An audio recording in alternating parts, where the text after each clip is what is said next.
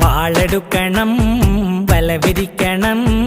വേണ്ടിടത്ത് വേണ്ട പോലെ വാൾ മടക്കണം വേഷം കെട്ടണം നാണം മാറ്റണം വേണ്ടി വന്നാൽ വായ പൊത്തി ഇലയെടുക്കണം